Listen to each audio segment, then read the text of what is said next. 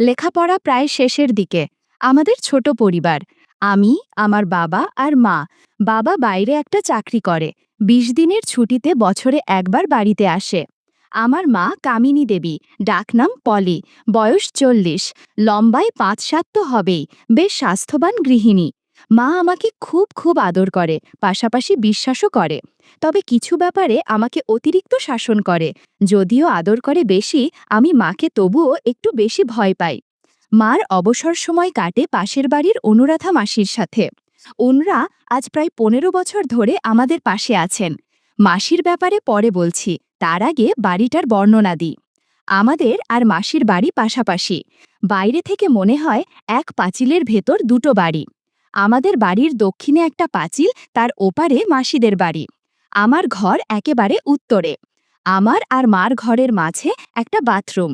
যদিও আমাদের বাইরে একটা টিউবওয়েল পার আছে। রান্নাঘরও বাইরে। দুটো ঘরের ৩ পাশে পাঁচিল, আর মাঝে ৪ ফিটের একটা গলি, আর সামনে উঠোন। পাঁচিলগুলো মাটি থেকে ৯ ফুট উঁচু। মাসিদের বাড়িটাও একই ধাঁচের। দু বাড়ির মধ্যবর্তী দেয়ালে একটা গেট আছে, যেটা দিয়ে আমরা একে অপরের বাড়িতে যাই। এবার মাসির কথায় আসি। আগেই বলেছি উনার নাম অনুরাধা, মার সমবয়সী। উনার একটাই মেয়ে, যার বিয়ে হলো ১ বছর হলো, আর থাকে চেন্নাইতে স্বামীর সাথে। মেশো থাকে বাইরে। মাসি পুরো একা। সেজন্যই মার সাথে তার জমে ভালো। মাসি আমাকে মার মাথায় আদর করে। তবে আমি কখনোই তাকে মা কিংবা মাসির চোখে দেখিনি। মাসিকে আমি রোজ বিভিন্নভাবে কল্পনা করতাম। মাসিকে দেখলেই আমার মধ্যে অদ্ভুত অনুভূতি হতো। মাসির কিছু জিনিস ছিল আমার সবচেয়ে প্রিয়। উনি বাড়িতে শাড়ি আর ব্লাউজ পরতেন, মাঝে মাঝে হালকা ম্যাক্সি, যা অনেক কিছুর উপস্থিতি জানান দেয়। এমনিতেই আমার মাঝবয়সী নারীদের প্রতি বেশ দুর্বলতা ছিল। তার ওপর মাসির আগোছালো শাড়ি আর ম্যাক্সি আমাকে বেশ অস্বস্তিতে ফেলে দিত। কিন্তু মাসির গলার আওয়াজ শুনলেই আমার মনে কেমন একটা অনুভূতি হতো। পরে ভাবলাম, হয়তো নিজের মা বলে তেমনটা ভাবতে পারি না, যেমনটা মাসিকে নিয়ে ভাবি। আমি অনেক দিন ধরে ভাবছিলাম, যদি মাসির সাথে কিছু সময় কাটানো যেত তাহলে অনেক ভালো হতো। সেই সুযোগ একদিন চলেও এলো। গত বছর মার্চের দিকে কলকাতা থেকে খবর এলো আমার মার এক মাস্তুতো দিদির মেয়ের বিয়ে। আমাদেরকে নেমন্তন্ন করা হলো। কিন্তু আমার তখন পরীক্ষা চলছিল, এখনো ২টো পরীক্ষা বাকি। তো ঠিক হলো মা যাবে, আমি থাকব। মাসি মা না আসা পর্যন্ত আমাদের বাড়িতেই থাকবে আমার দেখাশোনার জন্য। মাত্র ৩-৪ দিনের ব্যাপার। তো মা চলে গেল, আর আমিও তৈরি হতে লাগলাম আমার উঁকি মারার মিশন কমপ্লিট করার জন্য। আমি আমার ডিজিটাল ক্যামেরাটা রেডি রাখলাম। প্রথম ২ দিন পরীক্ষার জন্য এত ব্যস্ত ছিলাম। পরের দিন দুপুরে আমি খেয়ে দিয়ে মাসিকে বাইরে যাবার নাম করে বেরুলাম। মাসি মার ঘরে ছিল। একটু পর আমি আলতো করে গেট খুলে ঢুকলাম। তারপর আমার ঘরের উত্তর পাশের গলি দিয়ে ঢুকে বাড়ির পেছন গলি হয়ে মার ঘরের কাছে গেলাম। মার ঘরে ২টো জানালা, একটা দক্ষিণে আর একটা পশ্চিমে। আমি পশ্চিমের জানালার নিচে বসে আছি। জানালার পাশেই খাট। আমি আস্তে করে উঁকি দিয়ে দেখি মাসি খাটে শুয়ে আছে, পরনে একটা অফ হোয়াইট ম্যাক্সি। মাসি দেখলাম মোবাইলটা নিয়ে কাকে যেন কল করছে। একটু পর যা শুনলাম, হ্যালো পলি, কিরে, কি খবর তোর? আজ সন্ধ্যায় রওনা হবি? বলিস কিরে, ভালো করে মাস্তি কর। আর হ্যাঁ শোন, কাল আসার পথে একটা অলিভ অয়েলের কৌটো আর ৬-৭ প্যাকেট বেলুন নিয়ে আসিস। তোর দাদা বিদেশ থেকে একটা জিনিস পাঠিয়েছে রে। আমার আর কি খবর বল? তুই নেই, আর যার কারণে কিছুই ভালো লাগছে না। তাড়াতাড়ি আসিস। ওকে, বাই। মাসির এ কথা শুনে আমি আর কি উঁকি মারব, আমার মাথা বন বন করে ঘুরতে লাগলো। আমি এমন একটা নিরাপদ জায়গা খুঁজতে লাগলাম, যেখান থেকে খুব নিরাপদে মার ঘরের ভেতরে দেখা যাবে। ভাবতে ভাবতে পেয়েও গেলাম। বাথরুমের ওপর ৩ ফিট বাই ৬ ফিটের খালি জায়গা আছে। ওখানে উঠে হার্ডবোর্ড টেনে দিলে বাহির থেকে কেউ বুঝতেই পারবে না আমি এর ভেতর আছি।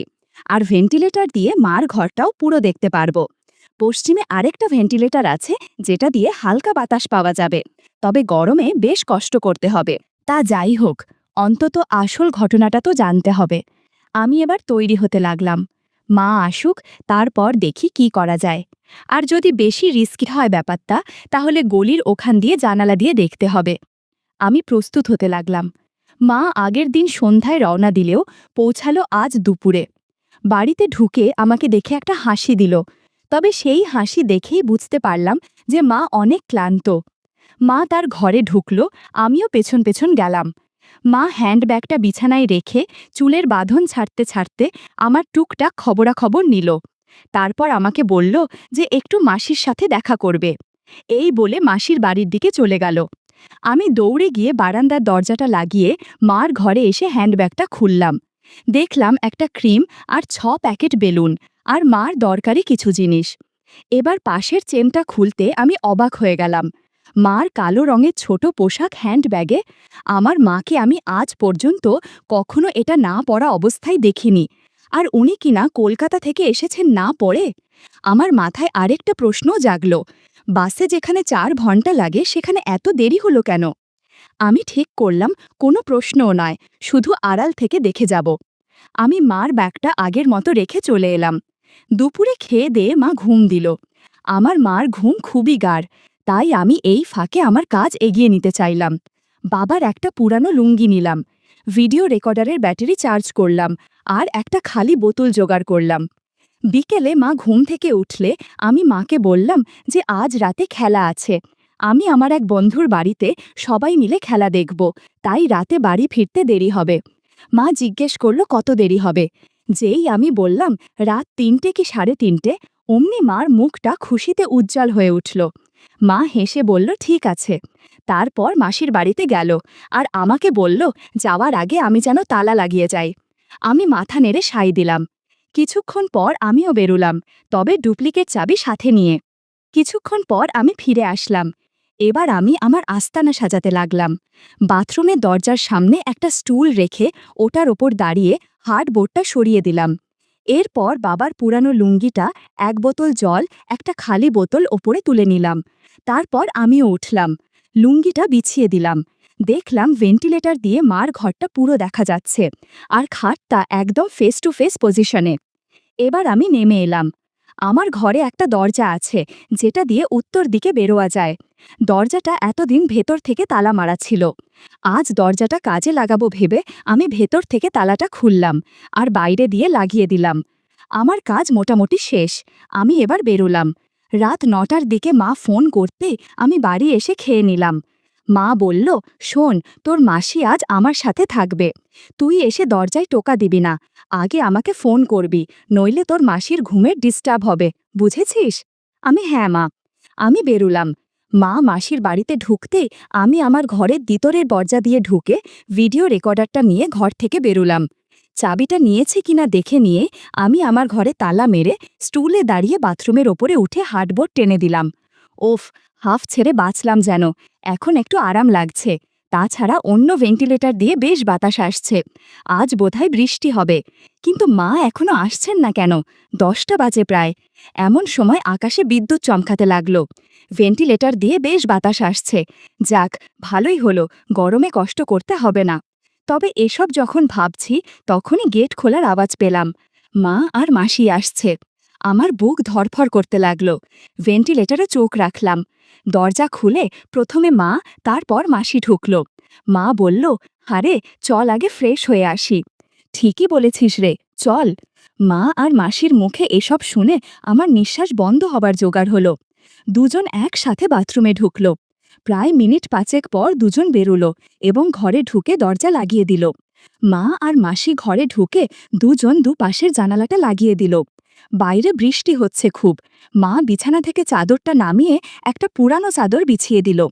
তবে এবার যা ঘটল তাতে আমার টেনশন হতে লাগল, যেন মনে হলো আমি মারা যাব। মাসি বিছানায় বসতে যাতে এমন সময় মা বলল, হ্যাঁ রে, দেখ তো বারান্দার গেটে তালা লাগিয়েছি কিনা। মাসি বাইরে গেল। আমার রক্তও চলাচল বেড়ে গেল, কারণ এত দিন যেটার অপেক্ষায় ছিলাম সেটা আজ দেখতে চলেছি। মাসি আবার ফিরে এলো ঘরে। হ্যাঁ রে, লাগানো আছে, এটা বলেই চুড়িটা ছেড়ে দিল। মা এতক্ষণ কি যেন করছিল, পেছন থেকে আমি ঠিক দেখতে পারছিলাম না। এবার ঘুরে দাঁড়াতেই বুঝলাম কপালে বিরাট একটা সিঁদুরির টিপ ও নাকে একটা নাকচাবি লাগিয়েছে। ওটা দেখে মাসি বলল, কিরে, আজ বোধহয় একটু বেশি সেজেছিস, ব্যাপারটা কি শুনি। বিছানায় যা আগে, তারপর বুঝবি ব্যাপারটা কি। আজ অপু বাড়িতে নেই। সবে বাজে 10টা, এখনো হাতে 5.5 ঘন্টা বাকি। এত তাড়া কিসের? আজ বেশ আনন্দ করব বুঝলি। এরপর মা আর মাসি আপত্তিকর অবস্থায় বসে বলতে শুরু করলো, তবে শোন, তুই তো জানিস আমার যে দিদির মেয়ের বিয়ে হলো, ওনার একটাই ছেলে একটাই মেয়ে। তো মেয়ে এতদিন মুম্বাই ছিল, বিয়ের জন্য কলকাতায় এসেছে, আর ছেলেটা কলকাতায় থাকে। এই ধর অপুর বয়সী, ওনাদের বিরাট বাড়ি, বেশ পয়সাওয়ালা বুঝলি। আমকে তো বিয়ের অনুষ্ঠানের সব পোশাক ওনারাই দিয়েছেন। এবার আসি আসল ঘটনায়। আমি যেদিন গেলাম তখনও তেমন আত্মীয় এসে পৌঁছায়নি। দিদি তো খুব খুশি, ওর ছেলেটা মানে জয় আমাকে দেখে আরও খুশি। ছেলেটার গড়ন ঠিক আমাদের অপুর মতন। ওখানে থাকতে গিয়ে একটা ব্যাপার খেয়াল করলাম, জয় প্রায় সারাক্ষণ আমার আশেপাশেই ঘুরঘুর করে। আমি অতটা গুরুত্বের সাথে দেখিনি ব্যাপারটা। তো এভাবেই চলছিল। ঠিক ওই দিন সন্ধ্যা হতে অন্য আত্মীয়রা আসতে শুরু করলো। দিদির যা ছিল দুজন, তোকে কি বলবো, দুজনই খুব সুন্দরী। পোশাক আশাক দেখে মনে হয় অন্যরকম মনে হয়। মাসি বলল, কেন রে? মা বলল, আর বলিস নে, শাড়ি ব্লাউজ হালকা পরেছিল। এসেই দেখলাম দুজন জয়কে নিয়ে কোথায় যেন গেল। পরে জানতে পারি জয়ের সাথে ওরা তখন কাজ করছিল। বন্ধুরা, কি কাজ তা তোমরা নিশ্চয়ই বুঝতে পেরেছ। মাসি বলল, কি বলিস তুই? মা বলল, তবে আর বলছি কি, ওটা পরে বলবো। এবার শোন ঘটনা। বিয়ের দিন দিদি আমাকে নিজে সাজিয়ে দেয়। আমি একটা কালো শাড়ি পরি। দিদি আমাকে একটা নোজ রিংও পরিয়ে দিল। পরে দেখলাম বাকি সব মহিলারাও এরকম সাজ সেজেছে। তবে আমি এর আগে এতটা সাজ দিইনি বলেই হয়তো আমার একটু অস্বস্তি লাগছিল। তাছাড়া অনেকেই আমার দিকে আর চোখে দেখছিল, এমনকি মহিলারাও তাকাচ্ছিল। এক সময় আমি মানিয়ে নিলাম। হঠাৎ দিদি এসে বলল, পলি, দেখ তো জয় কোথায়? ওকে পেলে বলবি আমি ডাকছি। আমি জয়কে খুঁজতে লাগলাম সারা বাড়ি, কোথাও না পেয়ে গেলাম ছাদে। ওকে যেই ডাকবো তখনই খেয়াল করলাম ও ফোনে কার সাথে যেন কথা বলছে। আমি ভাবলাম কথা শেষ হলেই ডাক দেব, তাই দাঁড়িয়ে রইলাম। হঠাৎ শুনি ও বলছে, হ্যাঁ রে, সুন্দরী মহিলাটা কে? মার কেমন এক বোন হয়, আজ কালো শাড়ি পরে সেজে গুজে ঘুরে বেড়াচ্ছে। অন্য মহিলাদের থেকে বেশি সুন্দরী লাগছিল। আজ দুদিন ধরে পর্যবেক্ষণ করে যাচ্ছি, দেখা যাক কি হয়। বাই। এটুকু শুনে আমি বুঝে ফেললাম ও আমার কথা বলছে। আমি এমন একটা ভাব করলাম যেন এইমাত্র এসেছি। জয়, তোকে দিদি ডাকছে। জয় কিছু না বলে আমার দিকে একবার তাকিয়ে চলে গেল। আমি একলা ছাদে দাঁড়িয়ে ওর কথাগুলো ভাবতে লাগলাম। তবে কি আমার সাথে কাজ করতে চায়? পাশাপাশি এও ভাবতে লাগলাম, স্বামী থাকে অনেক দূরে, বছরে কটা দিন সময় দেয়। যা আমার কপালে জোটে তাও সেটা আমার জন্য যথেষ্ট নয়। অনেকেই তো অনেক কিছু করে, তাহলে আমাকে যদি কেউ কাছে চায় তো আমি কেন সাড়া দেব না? এটা চিন্তা করেই আমি সিদ্ধান্ত নিলাম যে জয়কে দিয়ে কাজ করামো। যেই ভাবা সেই কাজ। সেদিন পুরোটা সময় আমি জয়কে ইশারা দিচ্ছিলাম। পরদিন আমি বাড়ির উদ্দেশ্যে রওনা হব। দিদি কিছুতেই আমাকে একা ছাড়বে না, তাই বলল যে জয় আমার সাথে যাবে। তো এটা শুনে আমি একটু খুশি হলাম। একটা সিল্কের হলুদ শাড়ি পরলাম, যাতে জয়কে দেখাতে পারি। আমরা শেষ বিকেলে বের হলাম। বাস স্টপে গিয়ে জয় টিকিট নিল। পরে বাসে উঠে দেখি একদম পেছনের দুজনের একটা সিট। আমি তো বুঝতে পেরেছি। আমি একটা হাসি দিয়ে বললাম, কিরে, বেছে বেছে একেবারে পেছনের সিট নিলি যে? জয় বলল, পেছনে নাকি ঝামেলা কম। আমি একটা হাসি দিয়ে জানালার পাশে বসলাম। আমাদের সামনে একজোড়া বুড়ো মহিলা আর বামে তাদের সাথের বুড়ো লোকটা ছিল। তো বাস ছেড়ে দেওয়ার কিছুক্ষণ পর এপাশের বুটটা ঘুমিয়ে পড়ল। আমি জানালা দিয়ে বাইরে দেখছিলাম, কিন্তু আর চোখে দেখি জয় আমার দিকে তাকিয়ে আছে। হঠাৎ গাড়িটার গতি কমে আসলো। একটা পেট্রোল পাম্পে ঢুকলো তেল নেয়ার জন্য। আমি বাস থেকে নামলাম টয়লেটে যাব বলে। তখন সন্ধে প্রায়। একটু ফ্রেশ হয়ে নিলাম আর ছোট পোশাকটা হ্যান্ডব্যাগে রাখলাম, যাতে একটু ভালো লাগে। কিছুক্ষণ পর বাস আবার চলতে শুরু করলো। বাসের মধ্যে অনেক অজানা ঘটনা ঘটতে শুরু করলো। একদিকে মা ঘটনা বলছিল, আর অন্যদিকে মাসি কি যেন করছিল। বন্ধুরা, ইউটিউবের কড়া নিয়মের কারণে এসব ঘটনা সরাসরি বলা যাচ্ছে না। তোমরা কমেন্টে দেওয়া লিঙ্ক থেকে আমার ওয়েবসাইট ভিজিট করো, সেখানে একদম খোলামেলা গল্প দেয়া আছে। সমস্ত ঘটনা দেখে প্রায় ৩০ মিনিট পর আমি নেমে আমার ঘর দিয়ে বেরিয়ে মাকে ফোন করলাম যে আসছি, গেট খুলতে। আমি এমন একটা ভাব করলাম যেন ঘুমে কাতর। মা গেট খুলে দিতেই আমি সোজা আমার ঘরে গিয়ে শুষে পড়লাম। পরদিন আমি একটু দেরি করে ঘুম থেকে উঠলাম। উঠে ফ্রেশ হয়ে রান্নাঘরে গেলাম। দেখি মা রান্না করছে। মা আমাকে দেখে একটা হাসি দিয়ে জিজ্ঞেস করলো, কি খাবো? আমার কেন জানি কিছু খেতে ইচ্ছে করছিল না। ভাবলাম একেবারে দুপুরে খেয়ে নেব। মাকে বলতে মাও কিছু বলল না। মাসির কথা জিজ্ঞেস করতেই মা বলল, মাসি তার মেয়ের কাছে যাওয়ার জন্য সকালে বেরিয়ে গেছে। এভাবে সাদামাটাভাবে কেটে গেল পরের 4টে দিন। আমি এর মধ্যে প্রতিদিন রাতে মা আর মাসির ঘটনা স্মরণ করতাম। তবে মা যে বেশ কষ্টে আছে তা বোঝা যাচ্ছে। আগে মাসি থাকায় সময়টা বেশ কেটে যেত। এখন মার রাতগুলো কোনোভাবে কেটে যায়।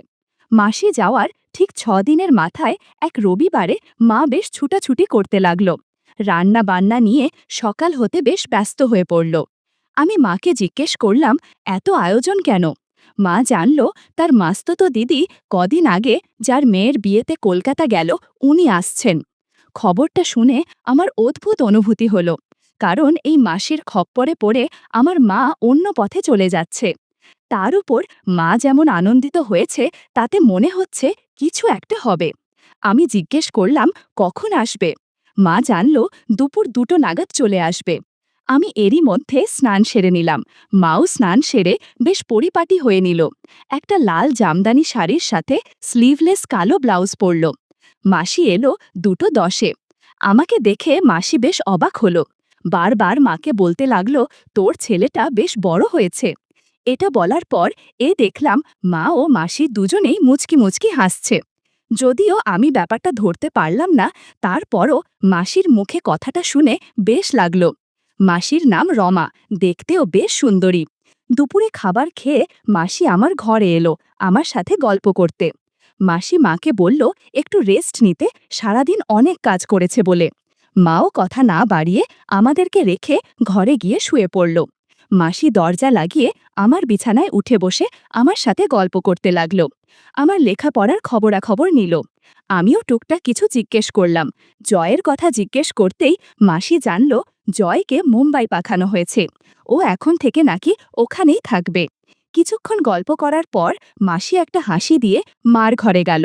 মার ঘর থেকে বেরোলো প্রায় 1 ঘন্টা পরে। তারপর আমাদের কাছ থেকে বিদায় নিয়ে চলে গেল। আর যাওয়ার আগে মার দিকে ফিরে বলল, দেরি করিস না যেন। কথাটা কাকে বলল বোঝা গেল না, কিন্তু আমরা দুজনেই মাসির দিকে চেয়ে মাথা নাড়লাম। মাসি চলে যেতেই আমার মাথায় বন বন করে একটা কথাই ঘুরতে লাগল, কি হবে 8 দিন পর, কিভাবে হবে? পরদিন সকালের কথা। আমি ঘুম থেকে উঠে দেখি মা বেশ গোছাগাছ হয়ে আছে। আমি মাকে জিজ্ঞেস করলাম, কোথায় যাচ্ছে? মা বলল, বাবু শোন, আমি এক সাধু বাবার কাছে যাব। একটা মানত ছিল, সেটা পূরণ করতে ওখানে গিয়ে একটা পুজো দেব। আমি তোর জন্য সকাল আর দুপুরের খাবার তৈরি করে রেখেছি, কষ্ট করে খেয়ে নিস। আমি সন্ধে নাগাদ ফিরব। আমি মাকে কোনো প্রশ্ন না করে শুধু বললাম, ঠিক আছে যাও, কোনো চিন্তা করো না। মা বেরিয়ে গেল সাথে সাথেই। পর মুহূর্তেই আমি বুঝলাম নিশ্চয়ই এটা গতকালকে মাসির তৈরি করা প্ল্যানের একটা অংশ। যাই হোক, আমি খেয়ে দিয়ে পুরো দিনটা কোনোমতে কাটালাম। রাত প্রায় 8টার দিকে মা বাড়িতে আসলো। মাকে বেশ হাসি খুশি লাগছিল। আমি মাকে জিজ্ঞেস করলাম সব ঠিকঠাক মতো হয়েছে কিনা। মা হাসি মুখে জানল যে সব ঠিক আছে। রাতে খাওয়া দাওয়া করে যখন শুয়ে পড়লাম, হঠাৎ মাঝরাতে গেট খোলার শব্দ পেলাম। এত রাতে চোর আসলো নাকি? আবার ভাবতে ভাবতে চুপি চুপি জানালা দিয়ে উঁকি মেরে দেখি এক সাধু বাবা এসেছে। মনের মধ্যে খটকা লাগলো। মা সাধু বাবাকে ধীরে ধীরে নিজের ঘরের দিকে নিয়ে গেল। আমিও আস্তে আস্তে চলে গেলাম। তাদের কথাবার্তা থেকে বুঝতে পারলাম এই সাধু বাবার কাছে মা দিনের বেলা গিয়েছিল পুজো দিতে। কিন্তু এই লোক এখন এখানে কি করতে এসেছে? দেখলাম সাধু বাবা একটা জড়িগুটি নিয়ে মাকে খাওয়ালো। আর মা কেমন যেন উত্তেজিত হলো। সময়ের সাথে সাথে তাদের দূরত্ব কমতে শুরু করে। এক পর্যায়েতে যা হয় তা আমি বিশ্বাস করতে পারছিলাম না। সাধু বাবা মাকে অনেক আশীর্বাদ করছে আর মা অনেক খুশি হচ্ছে। বন্ধুরা, ইউটিউবের কড়া নিয়মের কারণে এসব ঘটনা সরাসরি বলা যাচ্ছে না। তোমরা কমেন্টে দেয়া লিঙ্ক থেকে আমার ওয়েবসাইট ভিজিট করো, সেখানে একদম খোলামেলা গল্প দেয়া আছে। ঘণ্টাখানেক পর সাধু বাবা আশীর্বাদ করে চলে গেল, আর মা ফ্রেশ হয়ে ঘুমিয়ে পড়ল। বাবা দূরে থাকে বলে মা এসব করেছে তা আমার আর বুঝতে বাকি রইল না। এদিকে আমি ফোন দিয়ে আটতে থাকলাম কিভাবে কি করা যায়।